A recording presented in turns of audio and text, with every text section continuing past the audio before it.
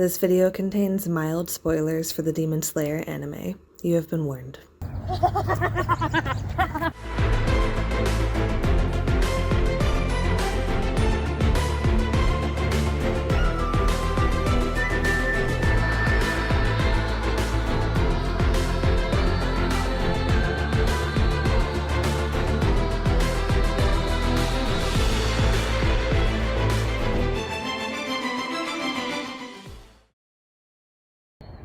Alright, Gunpachiro Kamaboko, I'm gonna take you down!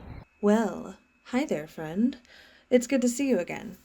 Today's video is all about how I made my INOSUKE cosplay, as well as my experience at Comic Con 2025. If you've been on my channel before, it should be no surprise that I love Demon Slayer. I've watched it multiple times and read through the entire manga, and I'm just super obsessed with everything about it. By the way, if you're interested, I'll have a video of my reactions to reading the Infinity Castle arc up on my Patreon soon, so pop over there if you want to check that out. It's at Lady Kismet. I wanted to cosplay as Inosuke the second I finished the Entertainment District arc because those last few episodes had my heart and soul in such a vice grip that by the time it was over, I felt like I had went through a fight just watching it. The way Gyotaro was talking to Tanjiro when I thought everyone else was dead had me so tense that I was actually shaking. So, of course, I felt especially motivated to cosplay him so that I could really let out my rage. Speaking of rage, I bet Inosuke would love to listen to Slipknot while he's training. Alright, that's enough rambling. Let's transform into Big Boss Inosuke. I found this video made by Givewave Studios that supplied a link to their Inosuke boarhead template to make out of EVA foam. His video is incredibly detailed and time-consuming to follow, but the end product was 100% worth it. It is sturdy and durable. It looks exactly like it does in the show in my opinion, and it fits my head with plenty of room to move. My one criticism is that it is difficult to see out of, but I think that's kind of a given with most cosplay masks like this. Maybe if I make the head again someday, I'll find a way to make the eye part see-through, but as of now, I can only see through the nose holes. He used spray paint to paint his, but I used acrylic paint, and I think they both look really good. I painted the details above and under his eyes, the pink and purple of his ears and nose, and once that was done, I used 1 or 2 clear coats to seal it all. I can't quite remember. Then once it was all dry, I used a black marker to draw on all of those anime lines to make the details pop and bring the whole thing together. So I made the pants from some navy blue colored fabric that I bought at Joann's, and I bought blue and brown fur fabric for the pelt and leg warmers. I've never made pants before, but I took a shot in the dark, measured my legs to my heart's content, and somehow came out with something resembling pants. Thankfully, they're supposed to be super baggy, so I wasn't too worried about making it fit exactly. Just the waist and the legs needed to fit in the proper spot. And to make sure those stayed on, I sewed elastic bands onto the waist and calf areas. I did the same elastic trick with the top of the leg warmers and the top of the part of the fur that I sewed onto the shoe, so that when I was wearing it all looks like one piece because it's staying in one spot. I sewed everything by hand, by the way. I don't have a sewing machine. For the swords, it was easy at first until I made it complicated. There are probably better ways to make dual swords, but honestly, I was just winging it. I didn't look up a tutorial for this, I just kind of figured it out. I got 2 wooden sticks, glued 2mm thick crafting foam around it, leaving some excess on one side, and cut that excess to match his jagged blade that Mr. Kanamori wanted to kill him for. I wrapped thicker foam around the handle so that it was big enough for my hands to hold comfortably, then wrapped that in thick white ribbon and sealed that with hot glue. Then I used moldable plastic pellets that you can melt in hot water to start shaping the blade. You can use a microwave or a stovetop for this, so you just gotta make sure the water is not too hot to touch. Once they were melted in the water, I stuck it onto the blade, and then I used my heat gun to keep it pliable while I smoothed it out and shaped it the best that I could. This took quite some time to finish both blades, but the end product was worth it because they're very sturdy. When the plastic solidifies, it's very hard, so you kind of have to be careful because if you whack someone with it, it could hurt. I mean, it won't like injure them, but it will hurt because it's hard plastic. So just be careful. It is bumpy and uneven since I could really only use my hands to shape it, but honestly, it doesn't matter that much to me since they're swinging around most of the time and they're just for show. Besides, his blades are always beat up anyway. Once they were the shape I wanted, I painted them blue with acrylic paint at first, but then my boyfriend and I sword fought with them. And the paint chipped off in huge chunks, so I peeled all that off, reshaped them again, and just spray painted them because I knew that would stick longer. And it was also a better color. And then I covered them with a couple layers of clear spray, and bam, they are battle and autograph worthy. Speaking of autographs...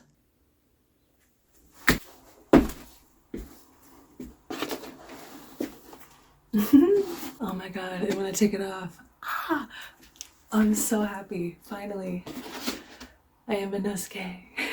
When I first arrived at Comic Con, an adorable little kid in an awesome Muichiro cosplay came running up to me and asked to take a picture together, which just made me so happy. Their dad, who took the pictures, loved my cosplay as well, and they were both just so nice. We walked together to the panel because they were having trouble finding it, and I got the chance to tell them that Muichiro is my favorite Hashira, which if you've been on this channel for a bit, you should know by now. A couple minutes before the Demon Slayer reunion panel started, they played Thunderstruck by AC/DC. Alright guys, you ready?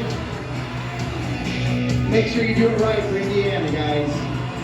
I stood up and danced at the Demon Slayer panel with INOSUKE's head on and was waving around the swords, and a huge crowd of nerds cheered for me, and it was so surreal. It didn't feel like it was really happening because I had the head on and I could barely see, but I caught a glimpse of myself up on the screen and everyone was cheering when they heard me dancing, and it was to AC/DC's Thunderstruck. It was so much fun. Oh my god. During the panel, someone asked them what anime they'd put their character from Demon Slayer in. Brianna said Spirited Away for Kanao. I can't remember which one Zach decided on for Tanjiro, but his wish was for him to have a more peaceful existence in another anime, instead of having his whole family killed and sister turned into a demon by Michael Jackson. His words, by the way, he is aware of the memes. And Bryce said Attack on Titan for INOSUKE because he thinks he's the only one who would actually enjoy that world, slicing through Titan's necks all day. And I wanted to mention here, everyone was saying, I'll put the clip of them saying it here. Well, I know we're all excited to create some new fan experiences with you. I know the manga is a little bit ahead of the anime right now, so as you guys have your questions, please do not spoil it for the rest of us. Does that sound good for you folks? Yeah. Cool. Keep it there? Yeah, please don't tell me what's gonna happen. Literally, Bryce doesn't even know. I don't know. Oh my I don't know because it's impossible to avoid spoilers. So literally, Bryce, INOSUKE doesn't know what's about to happen. Yeah. Okay. To be honest, We must protect him. I think that's on brand though. That's on brand for INOSUKE. He's there. He's like, what's up? Yeah. Exactly. Bryce does not know how Demon Slayer ends.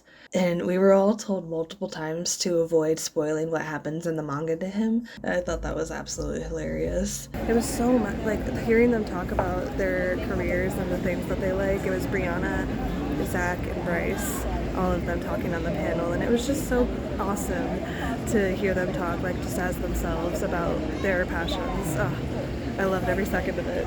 As soon as the panel ended, I gunned it to the food because I knew that there was going to be a long wait for Bryce's line. So I rushed over there, ate my food as fast as I could, and then ran over to the line where I waited for 4 hours to meet this man. But I'll tell you, it was absolutely worth it. When I first got in the line, I struck up a conversation with 2 sisters behind me, and I talked with one of them the whole time. Her name is Toby, right. Okay, yeah, I've forgotten that. I just sometimes Instagram handles are not the same name, so I just wanted to make sure. No, you're good. She was really fun and nice, and we both commiserated over our nervousness and excitement to meet Bryce. And guys, I can't believe this happened. At one point, he rolled past us on a golf cart, and he saw me holding Inosuke's head and shouted, "Why do you have my head?" in Inosuke's voice. And before I knew it, I yelled something back like, "This one's mine!" And I honestly can't remember exactly what I said because I was so shocked that he actually did that for me as Inosuke unprompted. And then I promptly fangirled after he was out of sight. The best part was everyone around me was so excited for me as well. Like the people I had been talking to, they were like, "Oh my God, that was so awesome." And I was like, "I know, right?" Oh my God, I feel so lucky.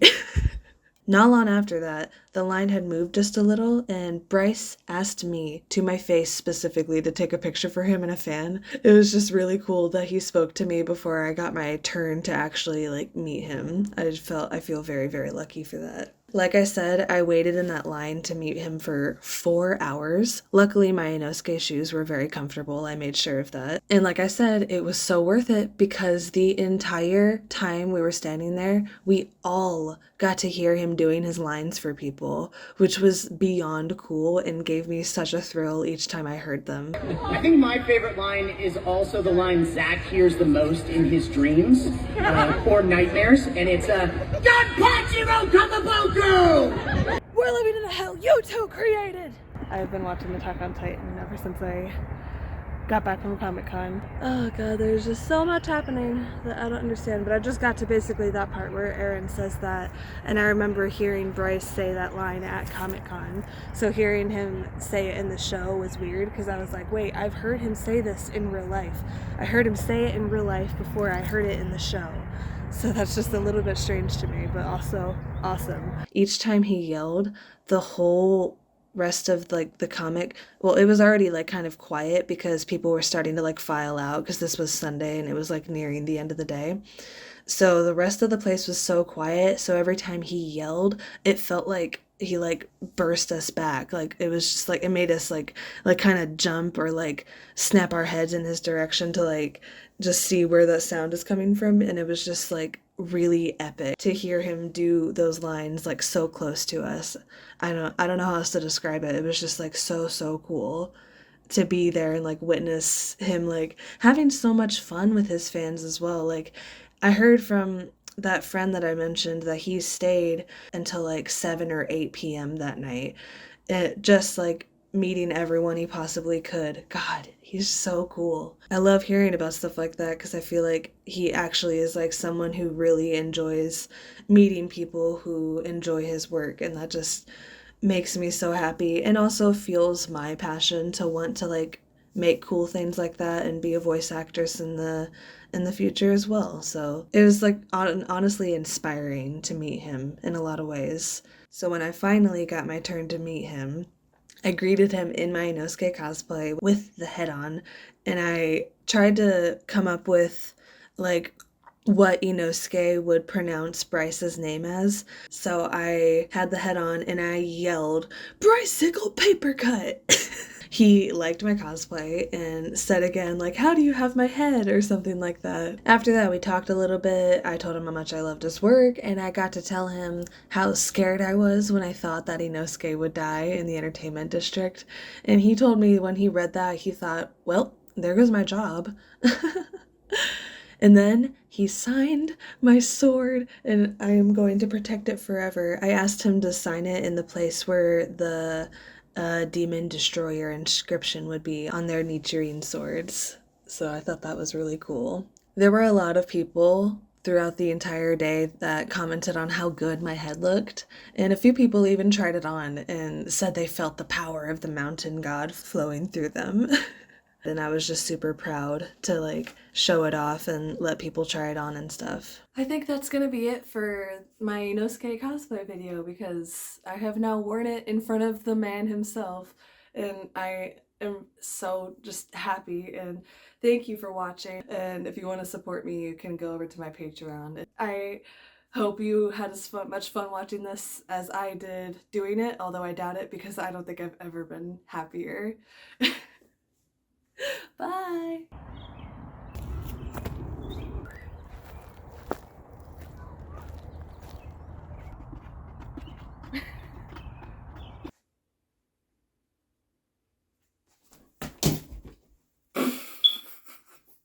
actually kicked it. I didn't think that would happen.